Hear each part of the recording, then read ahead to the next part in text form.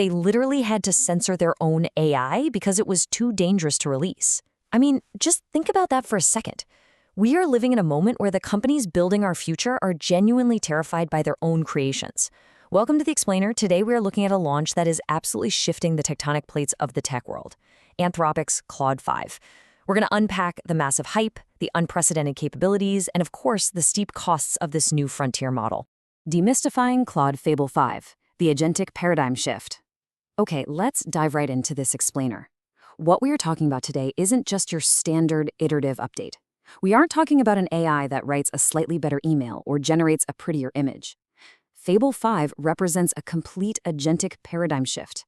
This is a model so powerful at discovering vulnerabilities and solving complex problems that Anthropic literally locked it away in a vault at first. Section 1. Too dangerous to release? To truly understand what Fable 5 is, we really have to look at the model it was born from, a highly restricted, whisper-networked AI known as Mythos. Looking back at this timeline, it honestly reads like a bit of a panic. Back in April of 2026, Anthropic built the Mythos preview and restricted it to select partners. Why? Because during testing, they realized it excelled at finding zero-day exploits. We're talking about finding hundreds of vulnerabilities in major operating systems autonomously, which prompted emergency, closed-door responses from global banks and governments. So they only let a tiny handful of trusted partners touch it. By early June, access expanded to a few hundred organizations. And then, on June 10th, Fable 5 was released to the public. The crazy part? It's the exact same underlying Mythos model, just wearing a very heavy digital muzzle. Section 2. The agentic paradigm shift. This brings us to a completely new way of working.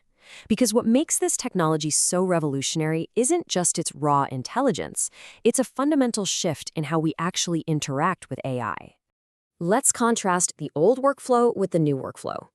Using previous models kind of felt like micromanaging an intern, right? You had to give step-by-step prompts, painstakingly review the code, find the bugs, feed them back, basically constant babysitting.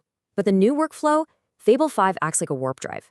You set a massive, high-level goal, you unleash the AI into an autonomous loop, and you literally walk away. You aren't asking it to just drive you around the block, you're asking it to navigate across the galaxy on its own. It's the difference between doing the work with an AI and having the AI do the work for you. Section 3. Unprecedented real-world capabilities. So let's look at the concrete proof. It is super easy for tech companies to make big claims, but we really need to see if these wild benchmark numbers actually hold up out in the wild. The crucial point is right here in the data. On software engineering and knowledge work benchmarks, Fable 5 hits 91%. It doesn't just edge out the competition, it obliterates it. That 91% score actually matches the score of a human senior software engineer. Compare that to Opus 4.8 sitting at 69%, or GPT 5.5 down at 58%. And the thing is, the harder and more complex the task gets, the larger Fable's lead actually becomes. But let's get away from abstract numbers and look at these actual real-world achievements. Over at Stripe, Fable 5 migrated a 50 million line codebase in a single day. A human engineering team would need over 2 months for that. It played the video game Pokemon Fire Red from start to finish using only raw screenshots. Developers have used it to one-shot a fully playable clone, Roller Coaster Tycoon, and to build a functioning 3D CAD editor. It even simulated the entire solar system from raw physics principles. We are talking about compressing months of highly technical work into a matter of days, entirely autonomously. Section 4. The safety guardrail system. Obviously, with capabilities this fast, Anthropic had to heavily modify the base Mythos model to make it safe for the general public. You really can't just hand everyone a system that can autonomously hack banking infrastructure. This brings us to classifiers. Think of classifiers like bouncers at a club. They are entirely separate AI systems constantly monitoring your prompts. If you trigger a classifier by asking about high-risk stuff like cybersecurity vulnerabilities or biology threats, Fable 5 automatically reroutes your query to the older, much safer Opus 4.8 model. Anthropic says this safety net only kicks in during less than 5% of sessions, but it is a strict, completely non-negotiable guardrail. Because a release like this draws intense scrutiny from all sides, I just want to impartially report the steps Anthropic has taken. They ran over 1,000 hours of external bug bounties, resulting in 0 universal jailbreaks. They also instituted a mandatory 30-day data retention policy specifically to monitor for complex attacks. Now, for organizations that genuinely need that raw, unmuzzled power, like national cyber defense teams, they launched Project Glasswing, which provides the uncensored Mythos 5 to trusted partners. Plus, this launch aligns with a recent U.S. executive order allowing voluntary pre-release government review of these frontier models. So regardless of your personal stance on AI regulation, it's very clear that both governments and corporations are treating this technology with the utmost severity. Section 5, the ultimate cost and catch. Now, before you rewrite your entire workflow and fire your engineering team, we desperately need a sharp reality check about what running this warp drive actually entails.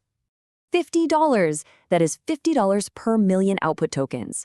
Fable 5 is incredibly expensive. We are talking double the price of the already pricey Opus 4.8. And while it might be accessible now, after June 22nd, it's going to be pulled and will require strictly metered, extremely expensive usage credits. But here is the real catch you need to know about. Because Fable 5 thinks so deeply and loops autonomously, it is incredibly slow and extremely token-hungry. A single complex prompt can take over 45 minutes of API wall time to execute. It's just sitting there, thinking, writing code, testing itself, and fixing its own errors. Which means a single feature build can burn through hundreds of thousands of tokens, costing you upwards of $20 to $40 per run. It's a warp drive for sure, but the fuel is wildly expensive. Section 6, Best Practices for Fable 5. Given that exorbitant cost and the immense power, you absolutely have to change how you approach this model so you don't just set your credits on fire. To use this effectively, you need a totally new strategy. Please, do not use Fable 5 to draft a simple email. Step 1. Pick a massive, highly complex problem. Step 2. Ask Fable 5 to interview you to build a spec. Tell it to ask you every question it needs before writing a single line of code. You have to treat it like a technical co-founder. And then, step 3, give it that high-level goal, step back, and let it loop autonomously while it does the heavy lifting. Which brings us to our final thought. Fable 5 proves that the bottleneck in tech is no longer the AI's capability. The bottleneck is now our human ability to give the AI the right goals. With leaders warning about recursive self-improvement, where AI just writes code to make itself smarter 24/7 without us, we are watching the dawn of truly autonomous systems. So I want to leave you with this question. As frontier models achieve autonomous reasoning and recursive self-improvement, are we entering an era where AI is simply getting too powerful to release normally? Let that sink in.